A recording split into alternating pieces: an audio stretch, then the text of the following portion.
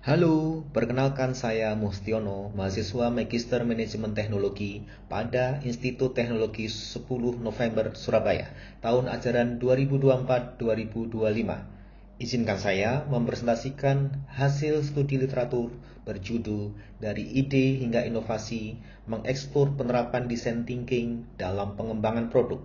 Makalah ini merupakan studi kasus kualitatif dari produsen rekreasi outdoor di Swedia, karya dari Elaine Ljungberg dan Sheila Scalio. Pada pembahasan kali ini disampaikan, yang pertama, pendahuluan. Pada bab kedua, kerangka teoritis. Selanjutnya pada part ketiga, disampaikan metodologi riset. Pada bab 4, metode riset yang dilakukan. Bab 5 menjabarkan hasil riset. Part 6 disajikan hasil analisis. Part 7 diskusi dan terakhir kesimpulan. Kita menginjak bab 1 pendahuluan. Bagian ini meletakkan dasar penelitian dengan menekankan pentingnya inovasi dalam pengembangan produk. Design thinking disorot sebagai metode untuk menumbuhkan kreativitas dan mengatasi masalah pelik yang rumit, yang melibatkan nilai-nilai yang saling bertentangan dan solusi yang tidak jelas. Tantangan muncul dari salah tafsir design thinking dalam pengaturan organisasi yang mengarah pada implementasi yang tidak efektif. Tujuan dari riset ini untuk mengeksplorasi pendekatan interdisiplinary guna meningkatkan design thinking untuk pengembangan produk inovatif dalam organisasi. Berikut pertanyaan kunci dari penelitian. Yang pertama, pendekatan apa yang bisa meningkatkan design thinking dalam menciptakan produk inovatif? Yang kedua, bagaimana pendekatan ini dapat diterapkan secara praktis? Batasan penelitian ini berfokus pada desain produk konseptual untuk solusi berkemah pada sebuah perusahaan Swedia yaitu Thule dan tidak membahas peluncurannya di pasar maupun produksinya.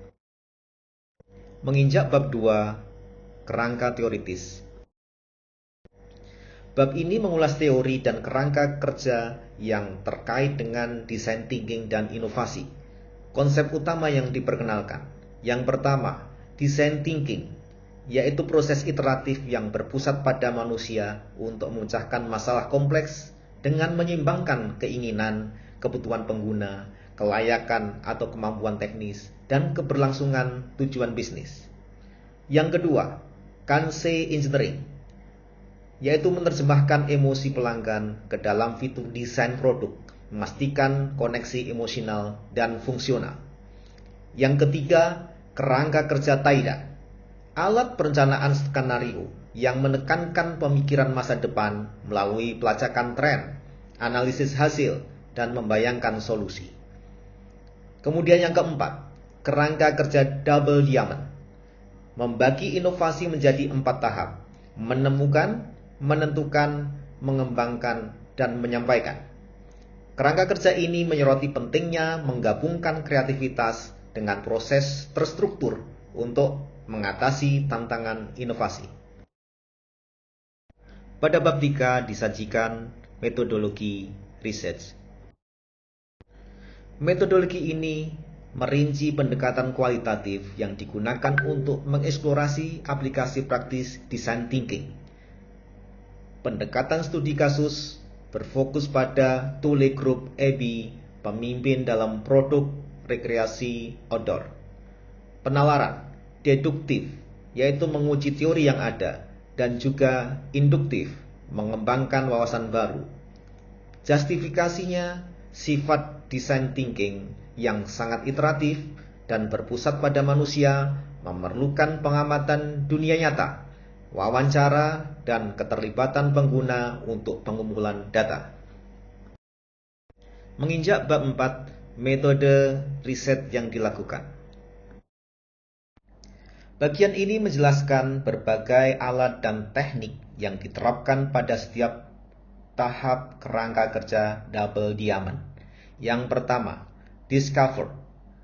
Berbagai teknik seperti analisis SWOT, analisis pasar, dan kuesioner digunakan untuk mengumpulkan wawasan tentang tren pasar, kebutuhan pengguna, dan identitas merek Thule. Observasi dan kelompok fokus memberikan pemahaman yang lebih mendalam tentang perilaku pengguna. Yang kedua, define. Sesi brainstorming dan matriks morfologi membantu menghasilkan dan menyempurnakan ide. Sketsa konsep cepat mengeksplorasi solusi potensial secara visual. Yang ketiga, develop. Prototipe dibuat dan diuji bersama pengguna dengan menyertakan umpan balik untuk meningkatkan desain. Kansai Engineering memastikan resonansi emosional dari produk tersebut.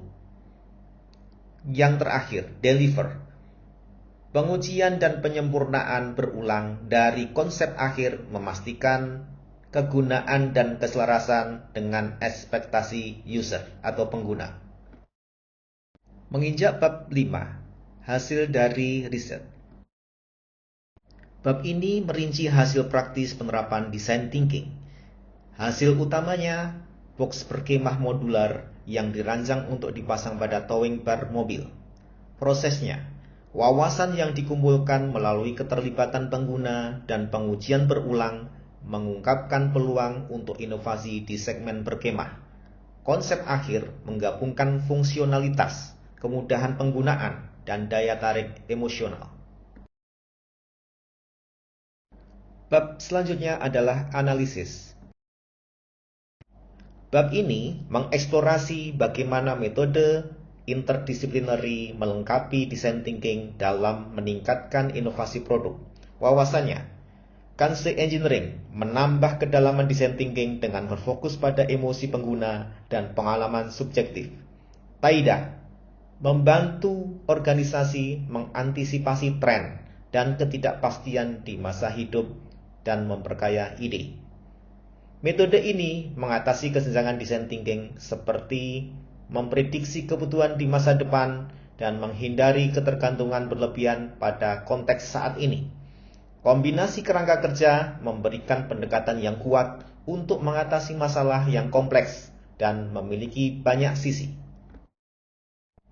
Bab 7, diskusi. Pada bab ini merefleksikan implikasi teoritis dan praktis dari penelitian.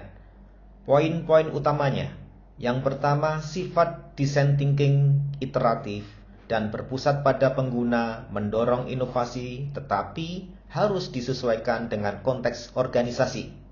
Yang kedua, integrasikan Kansai Engineering dan kerangka kerja Taida meningkatkan efektivitas design thinking, terutama dalam menangani masalah pelik. Aplikasi praktis menyoroti pentingnya kolaborasi interdisciplinary dan kebutuhan untuk menyesuaikan solusi dengan kelompok pengguna tertentu. Tantangannya, memastikan keseimbangan antara kelayakan, kelangsungan hidup, dan keinginan sambil mempertahankan keselarasan organisasi. Bab terakhir, kesimpulan. Merangkum temuan dan kontribusi studi. Yang pertama, kontribusi industri. Menunjukkan bagaimana design thinking jika dikombinasikan dengan metode interdisciplinary dapat menghasilkan pengembangan produk yang inovatif dan berfokus pada pengguna. Yang kedua, kontribusi akademis. Memberikan bukti empiris untuk meningkatkan design thinking melalui kerangka kerja seperti Kansai Engineering dan juga Taida. Rekomendasi penelitian masa depan, yaitu untuk mengeksplorasi skalabilitas design thinking di berbagai industri dan dampak jangka panjangnya pada inovasi organisasi. Setiap bagian dibangun berdasarkan bagian sebelumnya untuk menyajikan pemeriksaan komprehensif tentang bagaimana design thinking dan metode interdisciplinary dapat mendorong inovasi dalam pengaturan dunia nyata. Demikian presentasi kami, atas kekurangannya mohon maaf sebesar-besarnya. Mohon dibantu like, share, dan komen jika saudara-saudara menyukai unggahan ini. Terima kasih.